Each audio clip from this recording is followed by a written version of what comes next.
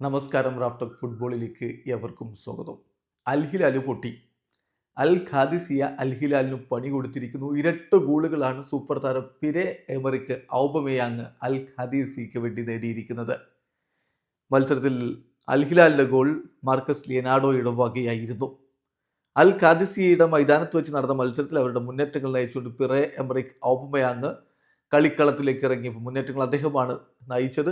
അതേസമയം മറുഭാഗത്ത് Salem Al Dawsari, Marcos Leonardo, Malcom, Renan Lodi, Milinkovic Savic, Ruben Neves തുടങ്ങിയ super താരങ്ങളെ അണിനിരത്തിക്കൊണ്ട് അൽ ഹിലാൽ കളിക്കാനിറങ്ങി. പക്ഷേ കളിയുടെ രണ്ടാമത്തെ മിനിറ്റിൽ തന്നെ ഔബമേയാങ്ങിലൂടെ അൽ ഖാദിസിയ ലീഡെടുത്ത് കഴിഞ്ഞിരുന്നു. എന്നാൽ ആദ്യ പകുതി കഴിഞ്ഞ ഉടനെ മാർക്കസ് ലിയനാർഡോയിലൂടെ അൽ ഹിലാൽ തിരിച്ചടിച്ചു. പക്ഷേ കളിയുടെ അവസാനത്തിൽ ഇഞ്ചുറി ടൈമിൽ ഔബമേയാങ് തന്റെ രണ്ടാമത്തെ ഗോളും കണ്ടെത്തിയതോടെ 2-1 വിജയമാണ് ഇപ്പോൾ അൽ ഖാദിസിയ അൽ ഹിലാലിന് മേൽ നേടിയത്. പക്ഷേ നേരത്തെ അൽ ഇത്തിഹാദ് ദമാക്കിനോട് തോറ്റതുകൊണ്ട് ഇപ്പോഴും ലീഗിൽ 1-ാം സ്ഥാനത്ത് അൽ ഹിലാൽ തന്നെയാണ്.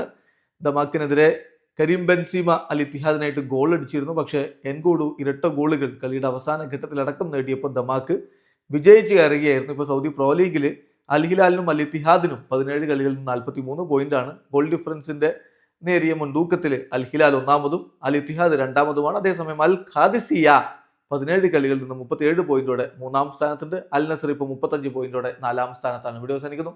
ഫുട്ബോൾ ലോകത്തെ കൂടുതൽ വിശേഷങ്ങളുമായി റാഫ്റ്റോക്സ് എത്താം.